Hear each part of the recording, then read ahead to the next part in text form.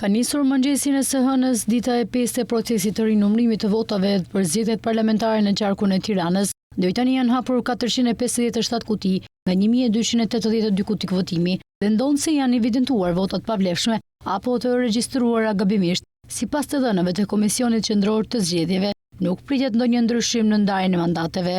Nga rezultatet paraprake të rinumrimit, Partia Demokratike ka fituar gabimisht 237 vota, të cilat do të zbriten nga numrimi i parë. Edhe Partia Socialiste ka 191 vota që janë regjistruar pa të drejta. Subjektet të tjera si Nisma Shqipëria B dhe Partia Social-Demokrate të Mdoshit kanë humbur nga 26 vota secila, ndërkohë Lëvizjes Bashk i hiqen 10 vota dhe Partisë Mundësia 8 të tjera. Kjo e fundit rrezikon humbjen e mandatit në Tiranë.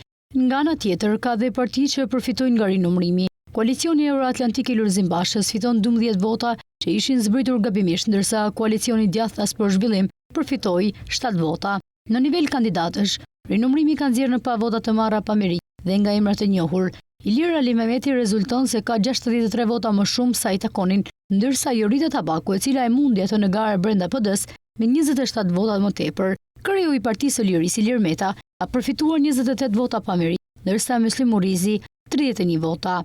Në radhët e Partisë Socialiste, ministri Ervin Hoxha rezulton me 195 vota të marra gabimisht, Xhemal Çefalia 126, Fatmir Gjafaj me 87. Olta Gjashka, e cila fitoi ndaj Blerina Gjylametit, ka 36 vota që do t'i hiqen, ndërsa Gjylametit i shtohen 3 vota.